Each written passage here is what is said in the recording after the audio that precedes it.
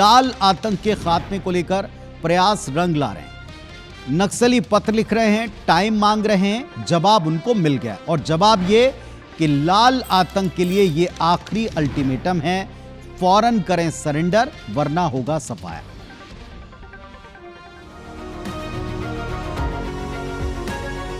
जो हथियार छोड़कर सरेंडर होकर आना चाहते हैं उनके लिए रेड कारपेट है, मगर आप हथियार में लेकर निर्दोष आदिवासियों को मारना चाहते हैं तो मेरी सरकार का धर्म है इनको बचाना और आपका सामना। आना चाहते हैं शीघ्र आ जाए, सरकार लाल कालीन बिछाकर इनका स्वागत करें।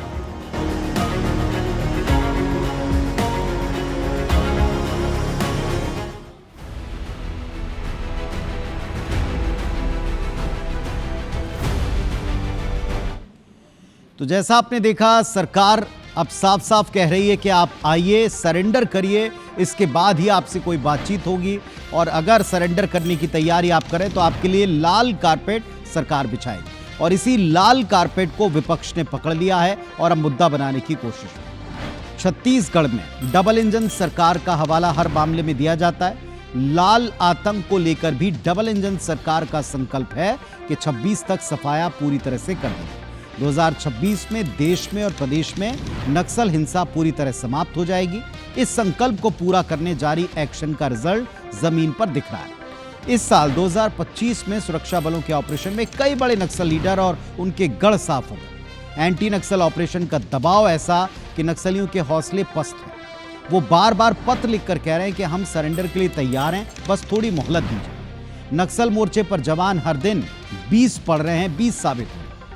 अब इसी से जुड़ी आपको 3 तस्वीरें दिखाते हैं कि कैसे उनके हौसले पस्त हो रहे। ये 3 तस्वीरें आप देखें।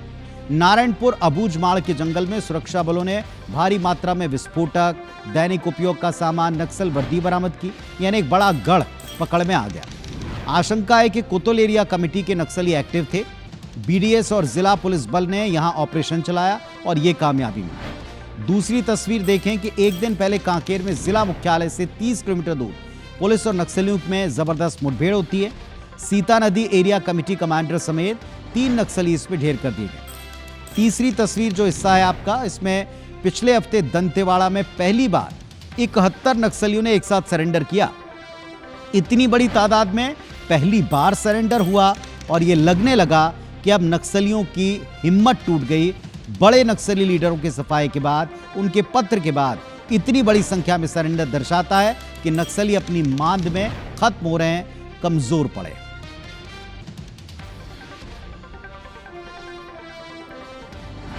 अब आप थोड़ा सा याद करें, आपको याद होगा कि कैसे बीते सप्ताह नक्सलियों के सरकार को लिखे 2 पत्र सामने आए थे, जिस पर हमने इसी मंच पर शहमात डिबेट भी की।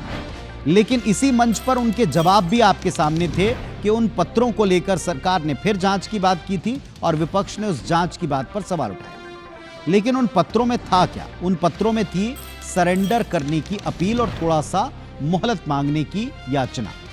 पत्रों का जवाब अब लगता है कि सरकार पूरी क्लैरिटी के साथ दे रही है। देश के गृह मंत्री और छत्तीसगढ़ के गृह मंत्री दोनों ने इसका जवाब दिया, वो भी एक मंच पर।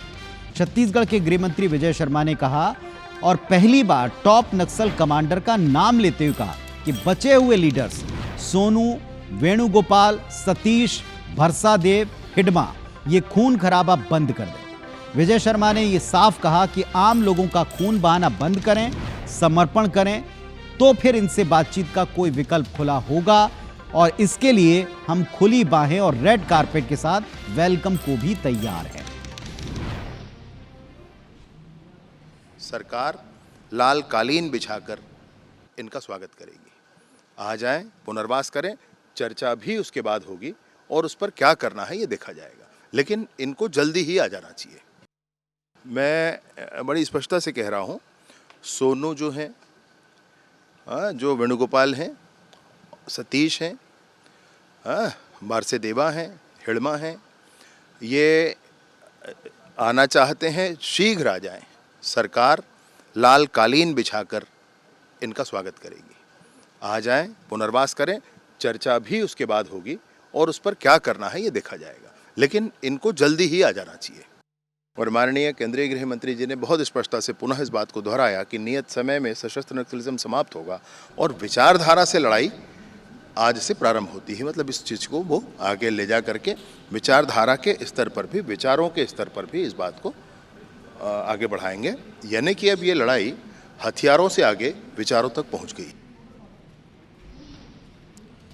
तो प्रदेश के गृह मंत्री ने इसमें 2-3 बातें महत्वपूर्ण तौर पर की। एक तो उन्होंने नाम लिया नक्सली लीडर्स का, बच्चे कुचे बताया, ये भी कहा कि अब वो वक्त चला गया जब आपसे किसी भी तरीके से कोई बातचीत की जाए, अब तो आप सरेंडर कर दीजिए, आपके लिए रेड कारपेट बिछेगा, मतलब आपके लिए अनुकूल परिस्थितियां बनेंगी। एक बात। दूसरा ये भी कहा कि अब हथियार वाली नक्सली हिंसा पूरी तरह समाप्त होगी, अब वैचारिक स्तर के ऊपर जो नक्सलवाद है इससे मुकाबला करने की तैयारी की जाएगी। हालांकि विपक्ष को इन दोनों बातों से पूरी तरीके से सहमति नहीं है। उन्होंने कहा विचारधारा से ही नक्सलवाद शुरू हुआ था। अब गृह मंत्री विजय शर्मा ने 2 टूक कहा है कि नक्सली समय रहते शांति वार्ता, बातचीत, ये सारी बातें छोड़ दें, सरेंडर कर दें और जल्द से जल्द कर दें।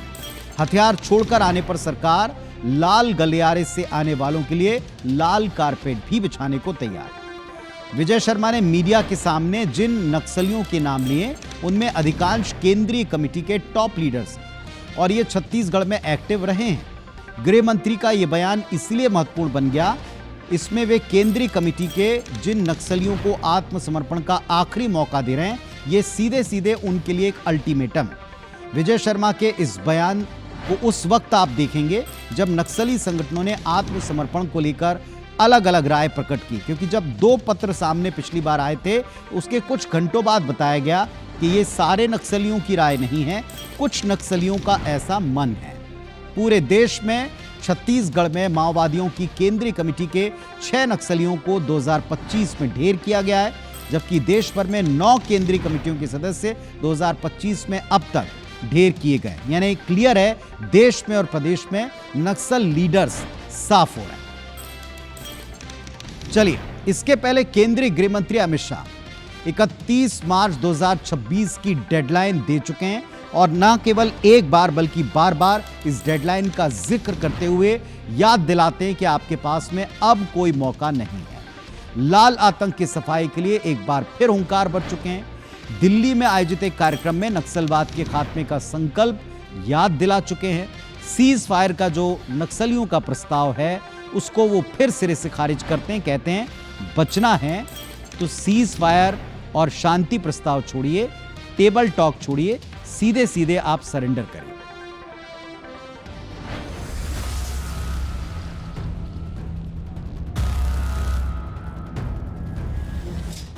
कि 31 मार्च 2026 तक ये देश नक्सलवाद से मुक्त हो जाएगा। नक्सल मुक्त भारत, मोदी के नेतृत्व में रेड टेरर का अंत। दिल्ली में हुए सेमिनार में एक बार फिर केंद्रीय गृह मंत्री अमित शाह ने नक्सलियों के खात्मे का संकल्प दोहराया। विश्वास के साथ इतने बड़े फोरम में कह सकता हूं, 31/3/26 को इस देश में से हथियारी नक्सलवाद समाप्त। अमित शाह ने 2 टूक कहा कि नक्सली सरेंडर करना चाहें तो स्वागत है, लेकिन कोई सीज फायर नहीं होगा। जो हथियार छोड़कर सरेंडर होकर आना चाहते हैं उनके लिए रेड कारपेट है। आइए भाई, आपका स्वागत है, आप मार्ग भूले हुए हमारे ही लोग हो। और सबसे अच्छा lucrative surrender policy Vijay ji बैठे हैं, छत्तीसगढ़ सरकार ने बनाया है, भारत सरकार ने बनाया है। सबका स्वागत है, हथियार छोड़ दीजिए। आए, आज भी मैं कहता हूं, हम किसी को मारना नहीं चाहते, मगर आप हथियार में लेकर निर्दोष आदिवासियों को मारना चाहते हैं तो मेरी सरकार का धर्म है इनको बचाना और आपका सामना। शाह ने वामपंथी दलों को भी आड़े हाथ लिया, कहा कि उन्होंने नक्सलवाद को वैचारिक समर्थन दिया। मोदी सरकार ने फंडिंग और लीगल सपोर्ट करने वालों से भी लड़ाई लड़ी है।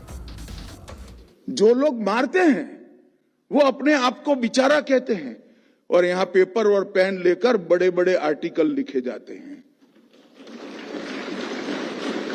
इस नैरेटिव के सामने हम लड़े हैं, अदालतों में भी लड़े हैं और मीडिया की लड़ाई भी लड़े हैं। केंद्रीय गृह मंत्री ने कहा कि केंद्र और राज्य की फोर्स ने मिलकर नक्सलियों की विस्फोटक और आर्म्स सप्लाई पर 90% तक रोक लगाई है। राज्य पुलिस और केंद्रीय सुरक्षा बलों को हमने खुली छूट दी, सप्लाई पर नकेल कसी गई। 19 के बाद मैं कह सकता हूं कि लगभग उनके आर्म्स एम्यूनिशन के सप्लाई में हमने 90% के ज्यादा कटौती करने में सफलता ली। शाह ने कहा कि रेड टेरर खत्म करने के लिए कई ऑपरेशन चलाए हैं और तमाम फोर्सेज समन्वय के साथ कार्रवाई में जुटी हैं। Targeted operation octopus, double bull, इस प्रकार के ऑपरेशन किए गए और डीआरजी, एसटीएफ, सीआरपीएफ और कोबरा चारों की संयुक्त ट्रेनिंग की भी हमने शुरुआत की और चारों दल साथ में मिलकर अभियान करते हैं। उन्होंने ये भी कहा कि कई आधुनिक तरीकों से लाल आतंक के खिलाफ लड़ाई लड़ी जा रही है। फॉरेंसिक इन्वेस्टिगेशन किए गए, लोकेशन ट्रैकिंग सिस्टम उपलब्ध कराया गया, मोबाइल फोन की गतिविधियों को भी राज्य पुलिस को उपलब्ध कराएगा, साइंटिफिक कॉल लॉग्स एनालिसिस के सॉफ्टवेयर बने। गृह मंत्री ने यह भी जोर दिया कि नक्सलवाद के खिलाफ अब तक जो उपलब्धियां हासिल हुई हैं, वे मोदी सरकार की प्रतिबद्धता का परिणाम है। उन्होंने कहा कि विकास और सुरक्षा दोनों पहियों पर चलकर ही ये लड़ाई जीती जा सकती है। Bureau report, IBC 24।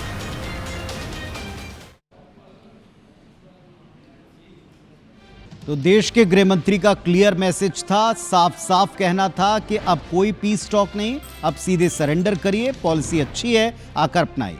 उन्होंने छत्तीसगढ़ के गृह मंत्री विजय शर्मा के सामने उनकी तारीफ की, छत्तीसगढ़ सरकार की सरेंडर पॉलिसी की तारीफ की, कहा कि दोनों सरकारों ने मिलकर, केंद्र ने, राज्य ने मिलकर यह पॉलिसी डिजाइन की। तो एक तरफ तो इसी बात पर कि रेड कारपेट बिछाया जाएगा, इस रेड कारपेट शब्द को विपक्ष ने पकड़ा, लपका और इस पर सरकार को घेरना शुरू किया कि क्या अब रेड कॉरिडोर चलाने वालों को रेड कारपेट पर वेलकम करेंगे। तो दूसरी तरफ एक बहस का मुद्दा और इस सब के बीच में जुड़ता नजर आया। बहस इस बात पर छिड़ी कि वो कौन है जिसने नक्सलियों को ऐसे बैकफुट पर लेकर आया, किसकी नीतियों ने असर पैदा किया, किसके प्रयासों से नक्सली घुटनों पर आए। क्या वाकई हथियार छोड़कर वैचारिक स्तर पर अब लड़ाई लड़ने का वक्त आ गया है? खुलकर इस विषय के ऊपर दोनों पक्षों को कहने का, सुनने का, बहस करने का दिन भर मौका रहा। देखिए रिपोर्ट।